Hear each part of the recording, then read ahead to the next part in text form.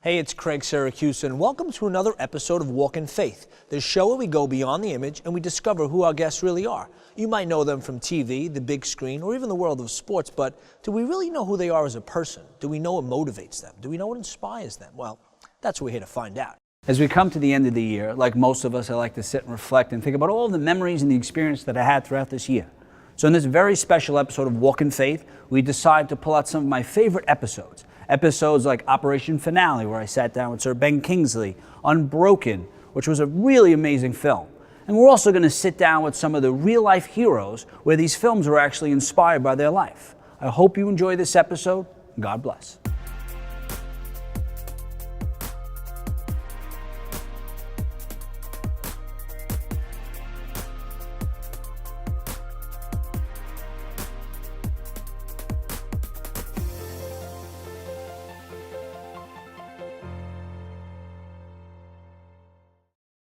The plot of the film follows a group of Israeli Mossad agents in 1960 as they discover that Adolf Eichmann, who was one of the architects of the final solution during the Holocaust in Nazi Germany, is found to be living in Argentina. I am Ricardo Clement.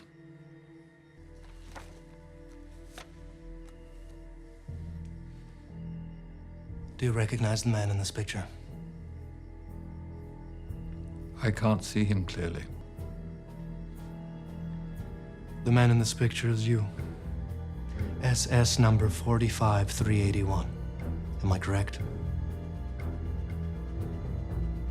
Again, your number was 45381. Your number was 45381. 45381. 45381. It was 45326.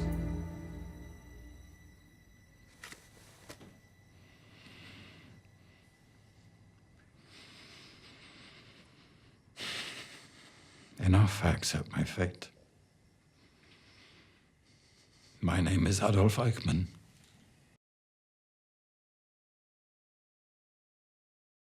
Sir Ben, Craig, this is nice to nice see to you. meet you. I know you're going to hear this all day. Amazing performance. Well, not from you. I mean, thank you. No problem. Thank you very much. You're welcome. One thing, I had the opportunity, I saw the CBS interview, and it really had an impact on me, especially when I heard about how you sort of dedicated, the performance to, it was Elie Wiesel.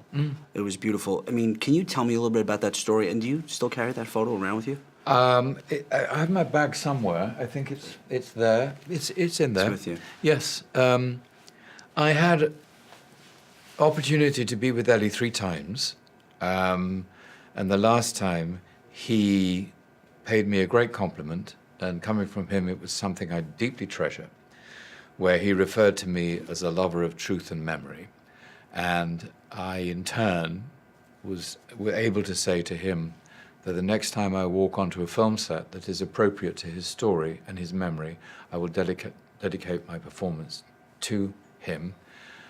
Shortly after he passed, Chris Weitz offered me this role, and I realized that here was my opportunity to say to the world, as Elie constantly tried to, I am sorry, boys and girls, but this really did happen. And we mustn't deny that it happened. We must try and assimilate it into our DNA and move on as better human beings. And that process of assimilation, which is why I believe we have so many films that deal with this subject, is taking way too long. Mm-hmm. But maybe these things take time. They are on a biblical scale. The murder of 6 million is incomprehensible. And the aftershocks felt by Europe and the world in general will take a long time, if ever, to settle. And these actions between 1933 and 1945 will never be understood. Nevertheless, men did this to other men. And Eichmann was proud of what he did. But what is even more extraordinary is that in spite of that vicious standpoint that he maintained to his dying day, the Mossad got him to Israel and put him on trial. They did not shoot him like a dog, and that shows enormous restraint. This is a thriller, and it has a wonderful redemptive ending where their wish to bring him to justice, as said beautifully by Simon Russell Beale as Ben Gurion, it's a beautiful performance. Their wish was fulfilled. Mm-hmm. They managed to convey that creature, that human. Exactly. A human. It's hard to believe, but he was not a creature. He did not land from Mars. That human, they got him to trial. Yeah, and that was something that I watching the film, I walked away saying, even our enemies deserve love and compassion. And it really touched me just watching the performance and seeing you holding your son and watching the train. It sort of resonated with me, and I think it'll resonate with a lot of people. You humanized the character. Well, unfortunately, I didn't. He was a human being. There was nothing I could do about it, I'm afraid. And also, I think you are more highly evolved than I am. I'm not at the stage where I can show my enemies love and compassion. Not enemies like him. I can't do it. Sorry. No. Thank you so much for this opportunity. Appreciate it. Thank you. After the break, we'll be back with John Smith. Together, we revisit the miracle that saved John's life after he was submerged in freezing waters for over 15 minutes. A story that has inspired the upcoming movie, Breakthrough.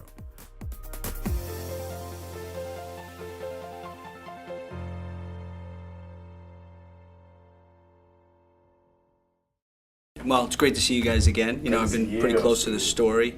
What is it like to be here? I know we spoke about it a few months ago about the potential of a film, and now we're here. What is it? What kind of emotion are you guys dealing with?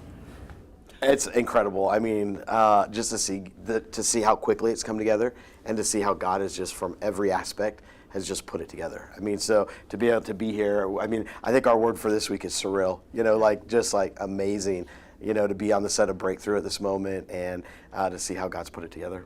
We pulled on the set today and just see trailer after trailer after trailer. It just kind of blows you away that, you know, this is real and it's happening right now. They're making Breakthrough, and we're part of it today. And see the names on the trailers. See the names on the trailers, you know, and it all becomes real to you. Yeah. This is really going to happen. I mean, yeah, the Holy Spirit, like you said, has been present throughout the whole story. Right. Yes. Have you seen him, have you seen anything or heard any stories like on set where sort of validates our beliefs? I'd spoken with one of the actresses, Rebecca Staub, on Sunday night, and she just started telling me, you know, she says, I've worked on a lot of places, but she said nothing that is as cohesive as what it has been here. And she says this has just been a pleasure to work on, and not the other places were bad, but this was special for her. And to hear how many of them say, we read the book and Yes. we were so moved by it. Yes. I mean, you know, so you hear those stories of people just being personally moved by the story that are part of it. Or have you heard anything, John? Oh, I mean, you know, just meeting Marcel Ruiz today, you know, he seems like a good kid, and it's, you know, it's weird, you know, that he's playing me a little bit, but, you know, having someone that's that kind and humble, you know, playing you, it's reassuring, for sure. I think the Holy Spirit helped with your character too, Topher Grace. You better believe it. I was like, yeah. oh my God, yeah. that's a great character. He's done a great job. Yes. We were here and watched one of the scenes today, and it's just awesome. It's great to see how God just put it together. It's amazing. Yeah. And I mean, throughout the book and throughout the story, the power of prayer. Yes. What did you, I don't know if I asked you last time, but what did you say to God when John was laying in the hospital? That conversation started before then, loudly in my car. But just that, you know, God, please, you can't take your gift away from me. This is something we prayed for and you gave me. And just to go into the room and again, just say, Holy Spirit, please come and give me back my son, and, you know, hear the reports of what happened during that time. And not that composed either. No, oh no, and I don't care what they say. I was not talking that loud. But, you know, I thought I was being very quiet, but I wasn't. And, but, you know, again, I think God was in that. You know, people heard this, and then afterwards they heard that, you know, my son came back to life, you know. So I know God takes things and uses them in his own way. And, you know, just like he's going to use this movie Breakthrough, he's already out there working on people that need to see this, and that it will make a change in their life for them. So, Especially even the people that are here today, the people that are working on the set. Yes. I mean, we're all, for some reason, we're all here for That's right. the same reason, but. Right. And would you, I mean, Pastor, you consider this a miracle, right? I mean. Oh, well, yeah, without a doubt. I mean, it's one of the most incredible things I've watched, you know, just to be, have a front row seat. I'm thankful that Joyce and Brian and John let me be a part of it, but to see the front row seat of God just at work, there's no question in my mind. There's no, I mean, it's a miracle, and I believe God did it for them, and He can do it for other people. What do you hope people walk away with after watching this film? You know, the word hope's been thrown around, and that's it. But I hope people, you know, when they leave the theater or even close the book for the final time, that they realize that God has a purpose, you know, for everyone. But if you just follow that purpose, you know, He'll use you in terrific ways to reach people that were so unlikely to you. And I just think, you know, through all of it, that the word purpose goes well with, you know, this whole project. What do you think your purpose is? What do you think the main purpose? It took me a while to figure it out, but finally, after prayer and God just speaking to me and laying it on my heart, looking forward to becoming a pastor and to study, you know, Him for the rest of my life. And you just grow closer to Him and do the best I can to lead as many people to Him so I can fist bump Him in heaven one day. Amen. We're going to fill heaven. And do you think this whole, like everything that happened throughout your life, from the adoption to, you know, the tragedy, do you think that was all part of God's plan? Yes, Even today? Without a doubt. Just sitting back and, you know, sometimes I can't sleep and Mom's always in her chair, and just going out there to talk to her and, you know, her praying for me from when I was 17 to praying for me when I was 14 and continuing to pray for me for the rest of my life. And just one thing she always tells me as I'm dating now, she says, no one's going to love you as much as your mama. It's true. So, you know, just Remember having her as, you know, my backbone, it's amazing. God bless you guys. God bless you. Always here to help you. Hey, Thank you. same. We appreciate it. Yes, See you. God bless you, man. We'll be back with the cast and crew of Creed 2 right after this.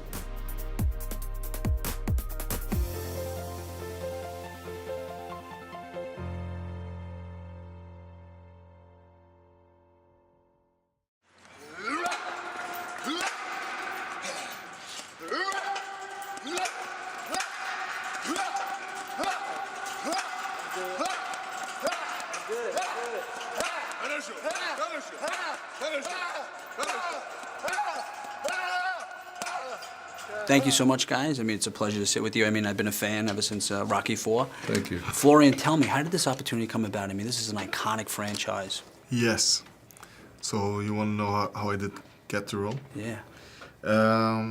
Well, the offer came up to me that they, you know, were looking for a big, tall Eastern European guy, and then I started to audition for the role, and you know, the audition tapes kept back and forth until they told me they liked what they see, and Sly wanted to do a Skype live auditioning with me. So I had to prepare 2 other scenes, and then had the Skype auditioning with Sly, and he liked what he saw.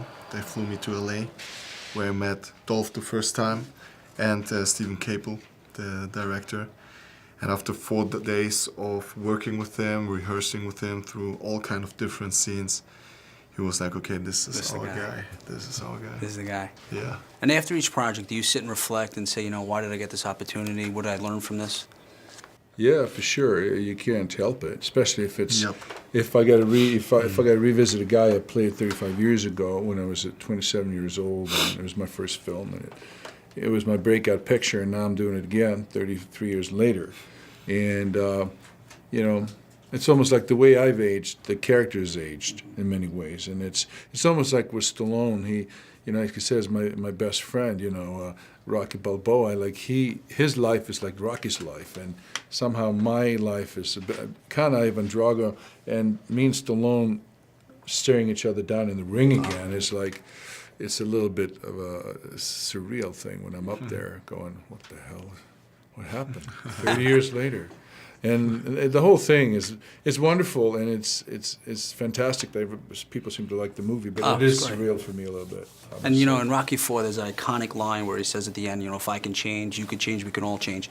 And that line, to me, really inspired me. I think it really inspired the world. What did that line mean to you, and do you think films like Creed could sort of unite us and bring us all together? For sure. Oh, yeah. I think so. Well, all we can do is put that energy out there. You don't know how it's going to affect the world. You know, you can't really tell, but all you can do is try to help, to put that kind of positive message out there. And you're right, that last line is kind of what, it's almost could be the inspiration for this story, because that's what does happen. It doesn't happen that easy. Everything else, like in everything else in life, it takes a while. And it's just at the end of this story that things come together and people do change. And of course, the guy who you think never is going to change is Ivan Drago. Of everybody, and you know, he does change too, and I think that's what's beautiful about it. Yeah, and that last scene where it's like your ex-wife walks out. Like, what happened to you? What happened to your character in that moment? Well, at that moment, I realized that nobody cares. It's just me. I can't trust anybody, and it's just me and my kid's getting hurt, and I realized I really love him. You know, that's all that matters. I don't care about winning anymore, and I never thought I would think that because Drago is the last guy who's going to give up and throw in the towel ever of anybody. So when I saw that line in the script, I was like, damn. Who came up with that? That's brilliant, you know. So, yeah, it's really beautiful. agree with you here. Yeah. Thanks. You guys did a great job, man. Thanks. God bless. Thank you very much. Buddy. Thank you very much. Thanks. Thank you. Mad, we're gonna let it come up. Yeah. And sing it, you know what I mean? So we hear that, get mad. And it's like, and then I'll tell Heathcote to make sure he captures that who's going with your movement. Thank you so much for this film. Amazing. You got a classic. I don't want to give away too much of the film, but the last 5 minutes, I mean, that was such a powerful, you know, part of the film. What does that mean for you personally when you were directing that scene? No, it means a lot. 5 minutes in which section? I'm sorry. Right towards the end. Towards the end, after fight? Yes. Okay. It's powerful, powerful. Yeah, no, I definitely want to sum everything up. And then obviously there's the callback to specific characters that, you know, we haven't seen in a bit. And it's what the movie was about. You know, I think, you know, there's a part of the film when you watch it, you're like, it can stop at the fight, you know, and you're good. But then the movie was so much more than just what's happening in the ring, that I felt like that ending and where Creed is at in his life, that felt like the perfect, like, torch pass, and like what it meant about family and redemption with last names and just hope all in general, you know. And so it really just connected it all. And I just, you know, writing it, I wrote it to that song, obviously, because it's a classic Rocky theme. And I felt like I remember writing it with Joel, and we were like just getting emotional just reading it off the page. And then to have it happen on set was magical, you know what I mean? Because everybody knew what it was. It was an amazing scene, yeah. Oh, thank now, you. after each project, like, do you sit and reflect and say, like, you know, why did God give me this opportunity, or what did I learn from this? Completely. I mean, even before, I don't even know if it's after, man. Like I said, like, taking on this project was a huge blessing, so I just wanted to make sure it was the right move for me, you know what I mean? When you do a project like this and it takes up so much time, you're putting your life aside to say, I'm about to do this piece of work. And so I think one thing for me when I'm approaching projects is, why am I making a project? You know, if it's just going to be a commercial piece about these two dudes sweaty, oiled up in boxing, I don't necessarily want to do it. But when you talk to the team and they're all talking about character stuff and stuff that, you know, again, shows hope, determination, and inspire people, that brings me to a project. My first feature was like that as well. You know, I went back home, shot it. It was about kids that I felt like looked like me, that were in my neighborhood, that were struggling. And so I don't necessarily take too much time during the process because I'm just kind of working and in my zone. But afterwards, I think it's starting to hit now. Yeah. After the film is, because we just finished 2 weeks ago. So I think now is the moment where I'm like starting to realize, like, wow. Wow, right. Everything's getting put And you together. had I read an interview you said about failure, and you said it's God's way right now, and just grow from that experience. Yeah, all the time. Amazing. Yeah, we were talking about just failing big just a little bit ago, and you have to, man. You have to kind of chase it, you know, and How do you stay grounded, though, during those times when things aren't going the way that you wanted, or as quickly as we want? Yeah, no, I take times by myself. I talk, you know, a lot to myself and meditate. And obviously definitely prayer in that mix, and so it's huge for me. I have a wife that definitely helps me during the process too. You know, she came out here. She does wardrobe, by the way, but she didn't do it for this film because she knew that it was going to be so, like, you know, rigorous and hard work and tough. And so she kind of just backed me on the moral support side, and I don't know, that was a lot. It's always helped to have family around supporting you as well, so that keeps you grounded. And they're here now, you know, so it's like don't kind of fall into the hype. Just stay focused. That's right. You did a great job, brother. Thank you. Thank you. We'll be right back after the break with clips from our episode about the movie Unbroken, Path to Redemption. This continues the story of war hero and Olympian Louis Zamperini, a story that started in 2014's Unbroken. I'm joined by Will Graham, Samuel Hunt, and Louis' son Luke Zamperini to talk about this inspiring film.